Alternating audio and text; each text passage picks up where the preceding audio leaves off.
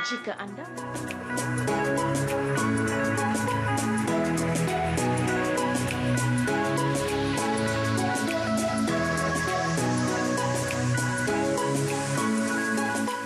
dilahirkan sebagai insan istimewa dengan kekurangan deria pendengaran menjadikan Cikgu Amril Norman Lokman bertekad memilih kerjaya perguruan untuk membantu golongan senasib.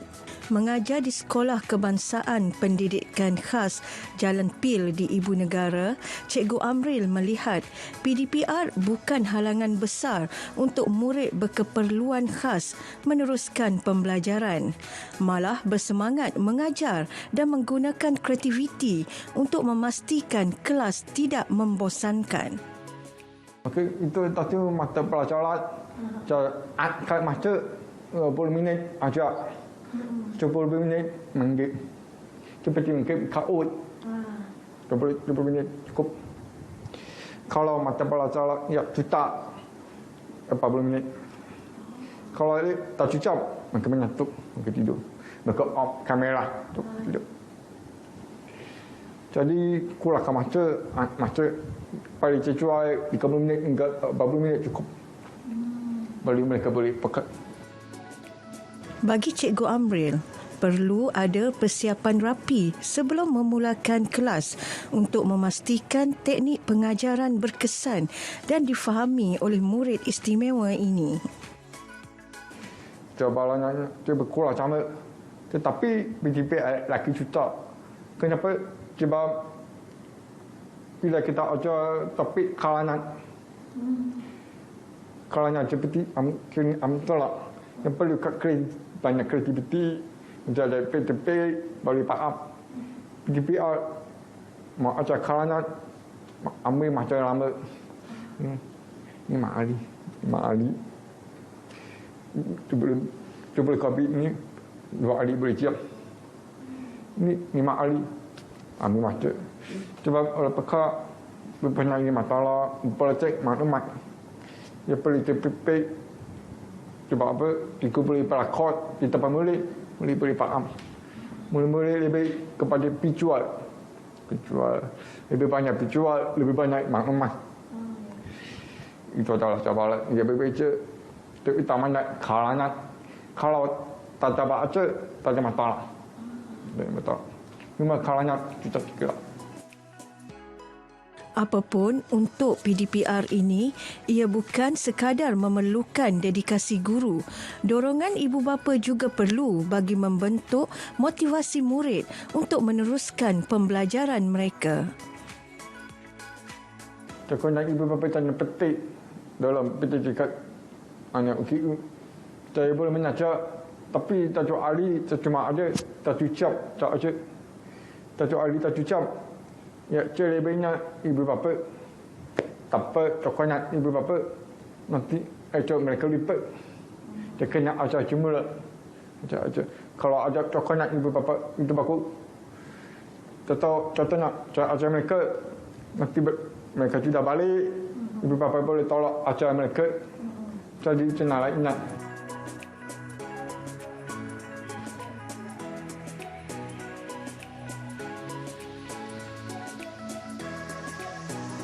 Di sebalik kritikan dan cemuhan yang diterima, golongan guru tetap gigih dalam memastikan ilmu yang diajar sampai dan dapat difahami oleh pelajar dengan apa cara sekalipun.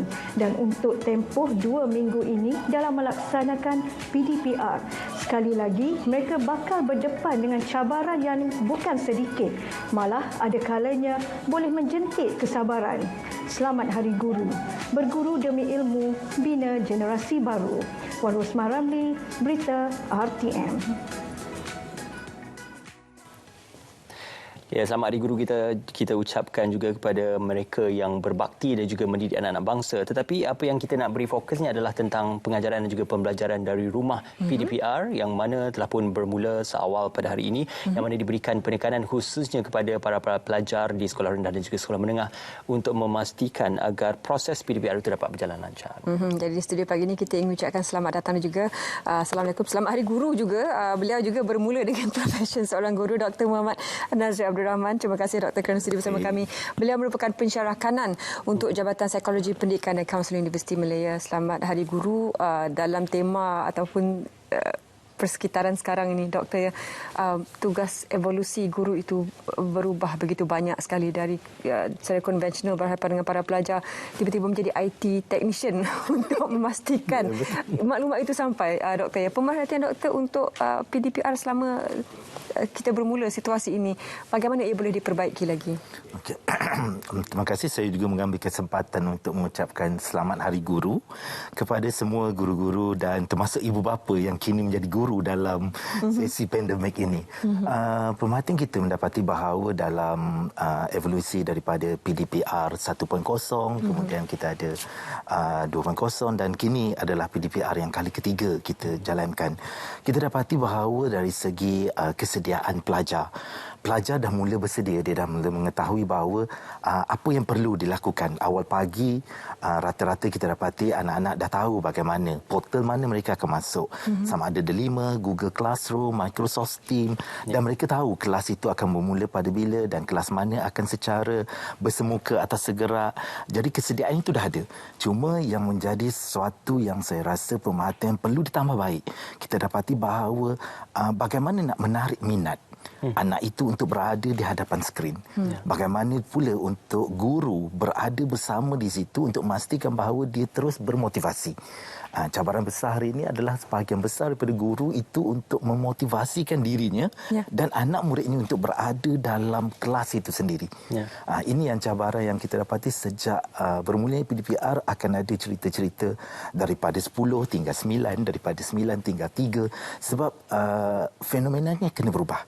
Jadi kalau dulu cikgu dalam PDPR 1 dan 2, cikgu kena mahir dari segi penggunaan teknologi, penggunaan software-software tertentu, perisian-perisian tertentu. Tetapi untuk kali ini, apa yang perlu guru tangani, ibu bapa tangani adalah bagaimana seni mengajar dalam talian.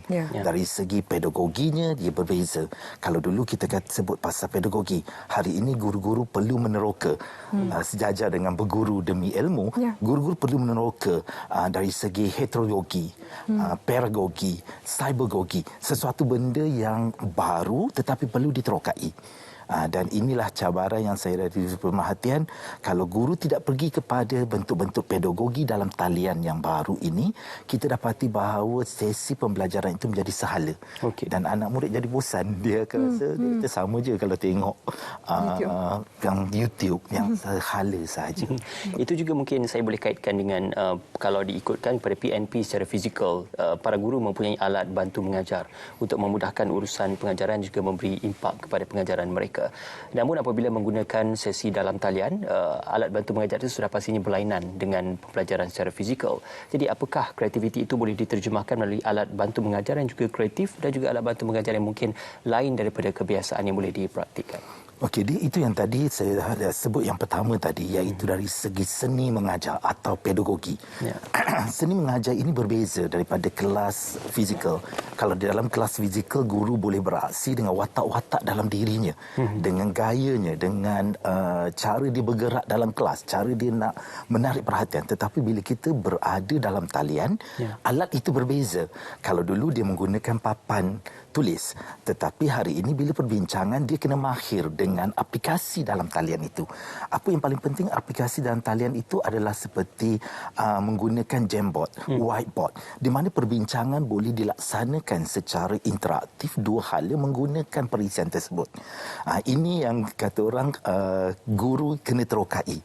Dan kalau dulu dia hanya meneroka bagaimana nak berada secara online, bagaimana nak pastikan bahawa dia boleh berinteraksi dalam talian, tetapi untuk PDPR kali ini adalah bagaimana dia nak menarik perhatian menggunakan tools yang ada, perisian yang ada, peralatan perkakasan yang ada digunakan. Dan kali ini dia tidak boleh lagi memberi input secara kuliah yang mungkin 1 jam 2 jam. Sebaliknya dia telah perlu mencerakinkan kurikulum subjeknya kepada konsep yang perlu dijelaskan. Dan saya rasa hari ini kalau kita lihat guru-guru viral hari ini kebanyakan menggunakan 3 atau 4 minit untuk menyampaikan satu mesej. Untuk menyampaikan satu mesej yang agak mudah difahami dan dalam masa yang 1 minit, 2 minit pelajar itu dah mudah boleh faham. Contohnya pasal Hari Raya baru ni anak saya berdebat dan berkuiskan dengan hanya satu kuis berkaitan dengan ejaan-ejaan kuih-muih dalam tradisi bahasa Melayu, bagaimana ejaan yang sepatutnya diejakan. Dan dalam bahasa yang mudah dan diperjelaskan kenapa ejaannya begini. Dan dengan cepat. Jadi itu yang dikatakan guru dah mula kena mahir dari segi perisian, perkakasan dan pada masa yang sama dia juga perlu mengetahui bahawa kurikulum yang apa, konsep yang perlu disampaikan. Interaktif. Kita selalu tanyakan tentang kehendak pelajar, persekitaran mereka belajar, bagaimana ia memudahkan situasi mereka. Bagaimana pula adakah ruang pertanyaan yang sama diberikan kepada pihak pendidik sendiri? Beban kerja juga telah berubah, bertambah lagi dengan situasi sekarang sebab apa yang disampaikan tadi doktor sebut di kelas lain, di hadapan lain. Kita tengok tadi salah seorang ikon pendidik juga dalam limitasi bahasa isyarat pun terpaksa menjalankan sesuatu yang sangat menarik untuk mendapat perhatian para pelajar. Apa lagi yang barangkali pendidik sendiri luahkan kepada siapa saja yang boleh melakukan sesuatu untuk memberikan mereka persekitaran pekerjaan yang lebih baik daripada apa yang mereka lalui? Sebab kiranya setahun kebelakangan ini mereka adapt dengan begitu baik sekali.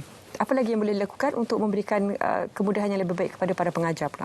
Okey, dari segi kemudahan kita dapati bahawa dari segi fasarana kita tahu bahawa guru hari ini segala-galanya kalau kita lihat di media masa mereka berkorban. Mereka membeli segala-gala perkakasan termasuklah lampu, setting studio untuk memastikan bahawa pencahayaan dan penyampaian itu berkesan.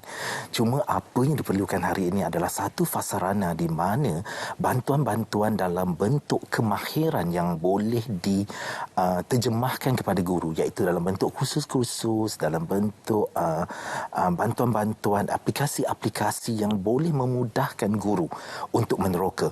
Kerana hari ini apa yang kita dapati bahawa dalam proses yang ada hari ini, kita dapati bahawa guru cuba meneroka, tetapi meneroka mengikut kebolehan dan kemampuannya. Kita tidak ada satu saluran atau satu mekanisme atau platform yang disediakan bahawa ini platform yang ada, ini kursus yang ada, kemahiran ini perlu dikuasai.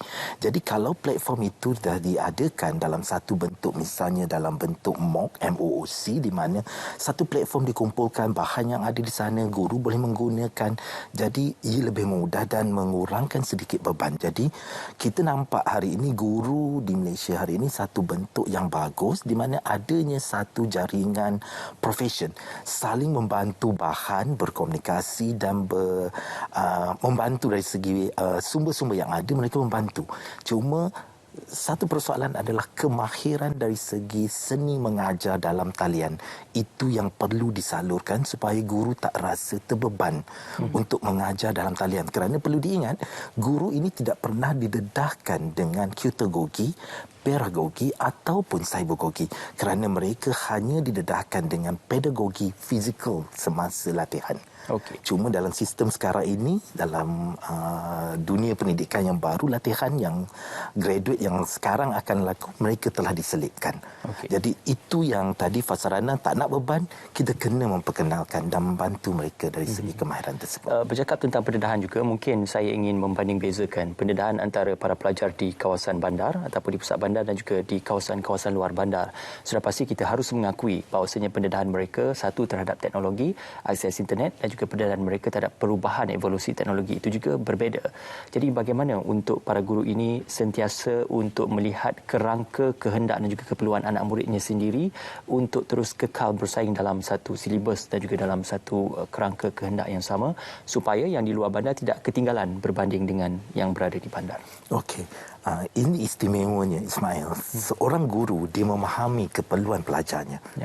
Itu yang dikatakan dari kacamata seorang guru, dia tahu murid ini perlukan apa dan apa yang keperluannya. Itu sebabnya kalau guru ini diberi satu latihan berkaitan dengan seni mengajar di alam maya, yang mana keperluannya kalau diperlukan tak boleh yang di sini, dia perlu menghasilkan modul, dia boleh menghasilkan satu modul yang mana akan secara fizikal iaitu di luar talian, yang akan digembelingkan dengan yang perlu dalam talian, yang hanya dalam bentuk WhatsApp 1 atau 2 minit.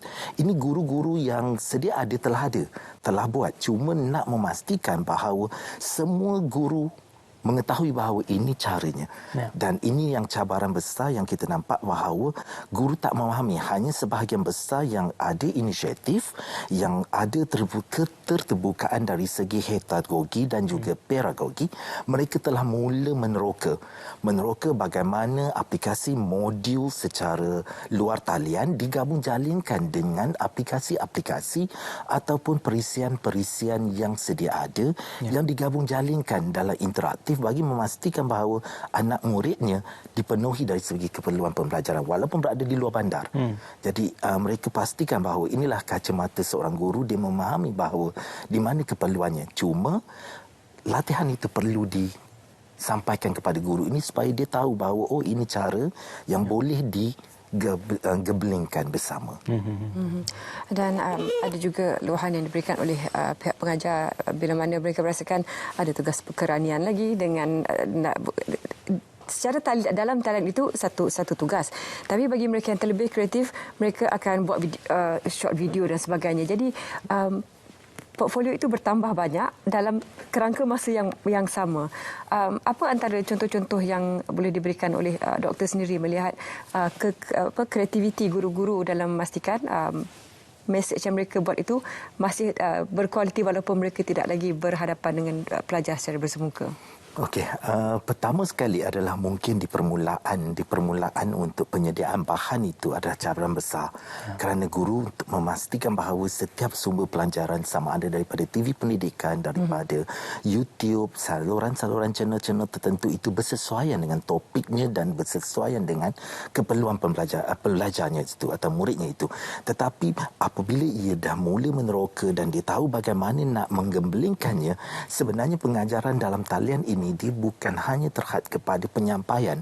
Apa yang berlaku terbeban adalah guru menyampaikan, kalau masa pembelajaran 1 jam atau 2 masa 40 minit, dia menyampaikan dalam masa 40 minit berhadapan dengan skrin. Jadi dia menjadi satu tekanan untuk dia kerana lepas ni nak bagi edaran, nak semak. Sedangkan dalam pembelajaran heterologi misalnya, kita memberi peluang kepada pelajar itu dalam sesi tersebut penyampaian konsep dalam 15 minit. Kalau guru boleh menceritakan penyampaian konsep, pengertian sesuatu topik pembelajaran 5 ke 10 minit dah cukup. Selepas itu sesi perbincangan dan sesi pencambahan dengan saluran-saluran tertentu untuk diperbincangkan. Jadi murid lebih agresif dan mereka akan cuba menyampaikan, kongsikan. Itu yang berlaku. Secara ringkas, Doktor, mungkin evolusi pendidikan pada kali ini bukan hanya berkisar kepada buku teks dan juga apa yang diajar di sekolah semata-mata, tapi evolusi itu juga bergantung kepada kreativiti para pelajar untuk meneroka apa yang berada di luar sana, khususnya dalam penggunaan internet.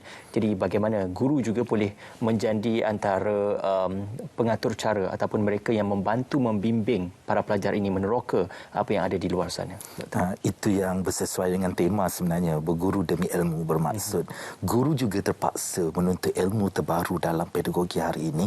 Jadi kita dapati bahawa dia ada 2 dalam 1.